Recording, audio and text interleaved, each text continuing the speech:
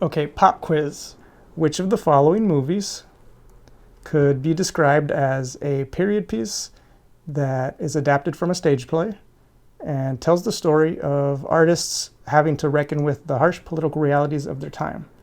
Trick question. The answer is all of the above.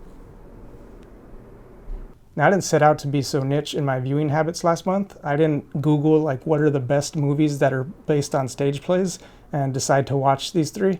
It just kind of happened organically, but it happened, and I want to talk about all these films, as well as a couple of others. There's going to be 5 films in total in this video.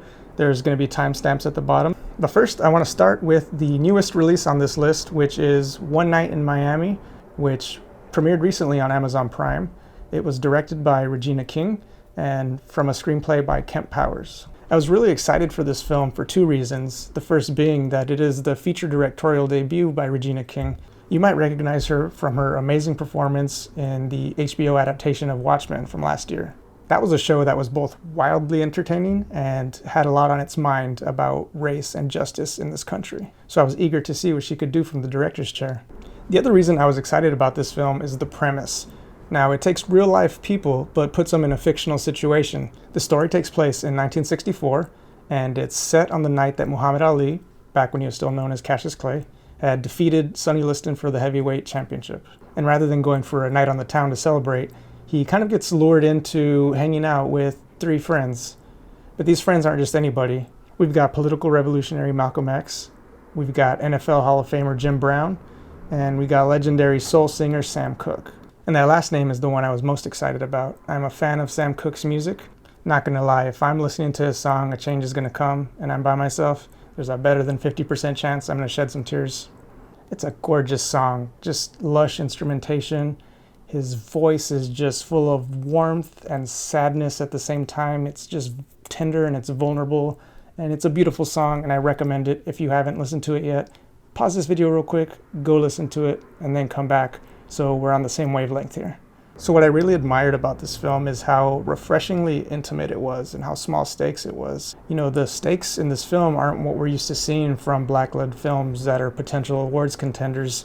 While films about topics like slavery and segregation are important, there are just so many rich and compelling stories that could be told about the black community that go beyond that. What's at stake in this film is essentially the purpose of the artist. What should a pop singer who's a black man in the early 1960s be doing with his platform as a pop star? He just wants to make the people dance and have a good time, forget their troubles.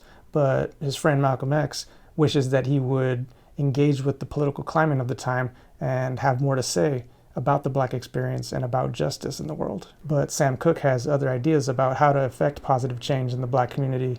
He's thinking of doing it more behind the scenes through business ownership and owning the rights to his songs, being more of a behind-the-scenes force rather than the face of a movement. And caught in the middle are Cassius Clay, who's thinking about converting to Islam, and then you have Jim Brown, who's thinking about leaving the NFL to become an actor. So you have these 4 individuals who have these inner conflicts, but then they start bouncing off of each other and kind of getting in philosophical and ethical debates about the paths that their careers have taken and where they could possibly go with that. Minor spoiler alert, but consequently the film kind of plays as an origin story for the song I mentioned earlier, A Change Is Gonna Come, and there's a phenomenal performance of it at the very end of the movie. And I'm wondering if the actor Leslie Odom Jr., who was, by the way, really great as Aaron Burr in Hamilton, he brings a different sort of energy to this film. Obviously, he was more kind of rough and gruff as Aaron Burr. Here as Sam Cooke, he just really channels that sort of earnestness and tenderness that I think is associated with Sam Cooke, and he did a phenomenal job, Leslie Odom did.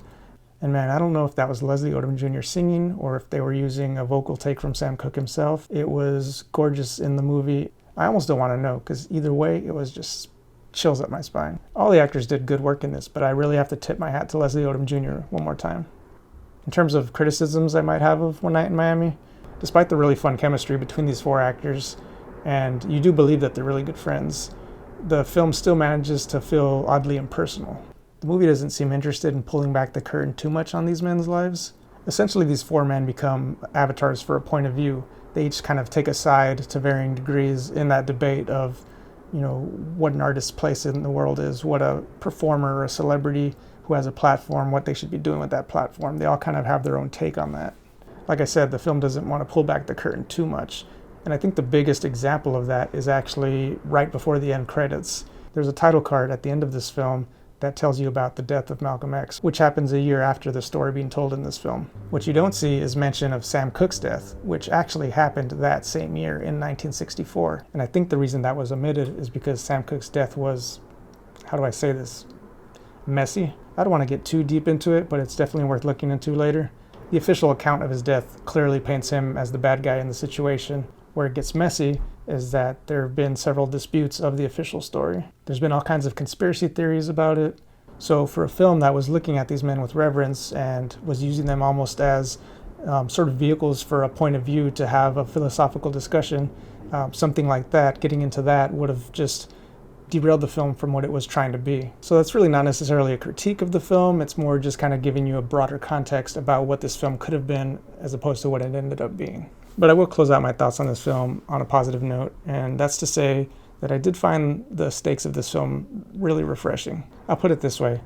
I'm of Mexican descent, and when I think about the few times that I've gotten to see films that are coming out of Hollywood that are led by Mexican-American actors, the story often involves, poverty, gangs, drugs, and those are important stories, but sometimes you just want lighthearted, uplifting, positive representation. And that can be exhausting to find. I would love a film about four Chicanos just sitting around waxing philosophical about art. So again, respects to Kent Powers for writing that story and to Regina King for bringing it to the screen. Moving on. And the next film on the list is Ma Rainey's Black Bottom. Now that premiered last year on Netflix. It was directed by George C. Wolfe and adapted from a play by August Wilson. This movie similarly tells an intimate, small-scale day-in-the-life story. In this case, it's Chicago, it's 1927, and we have Ma Rainey and her band as they try to record an album. It's actually during the downtime between recording when all the drama happens. This was actually the first posthumously released film for Chadwick Boseman, who we lost tragically last year.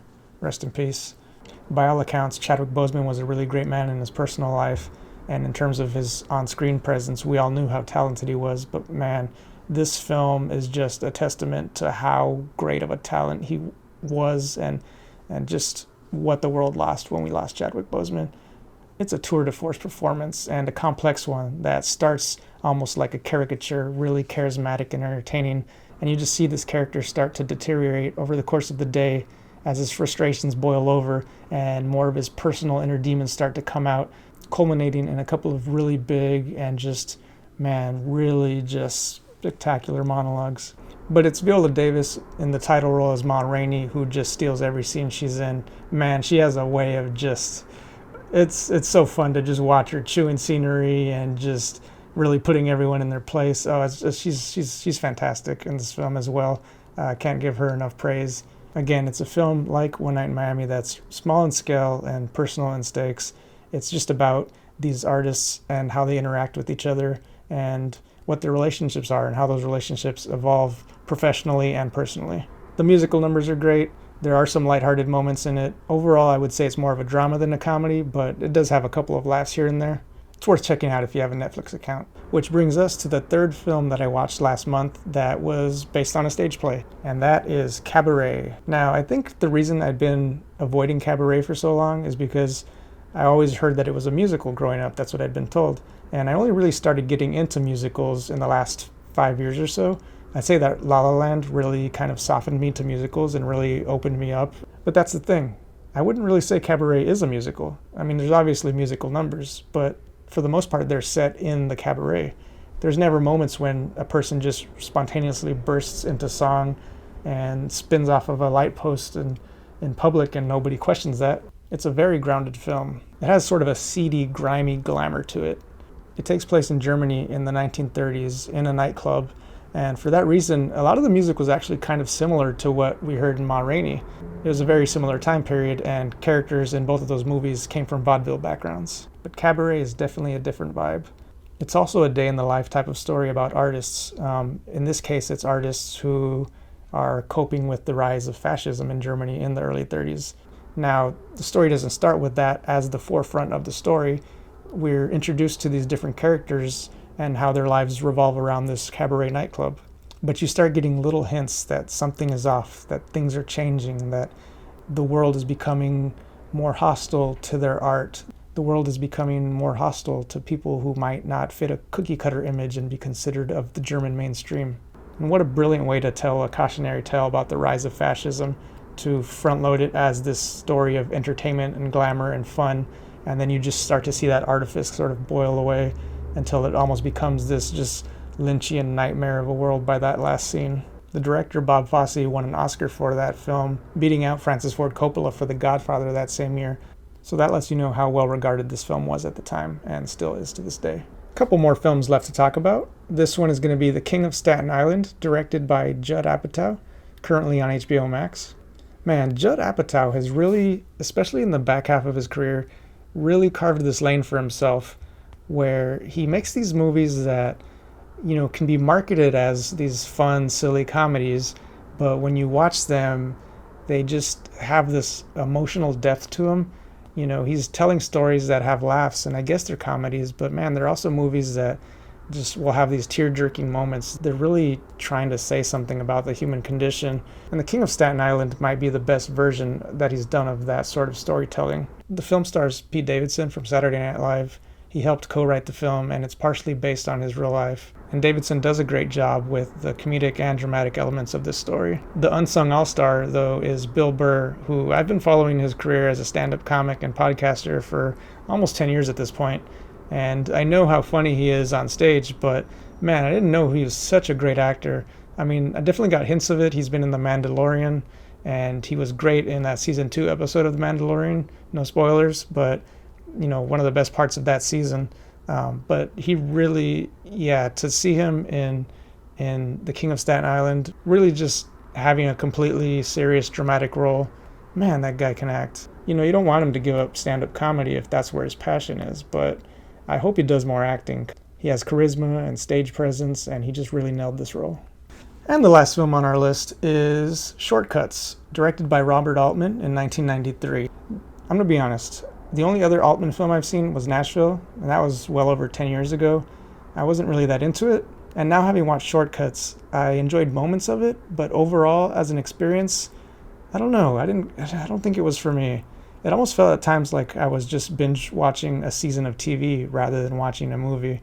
And I watched all the special features afterward, and in an interview, Altman said that he didn't consider this film to be a narrative, but more of a collection of occurrences. And he definitely succeeded in that regard, but I just felt like a collection of occurrences, if they don't have some sort of narrative through line or some sort of deeper point, they just doesn't grab me.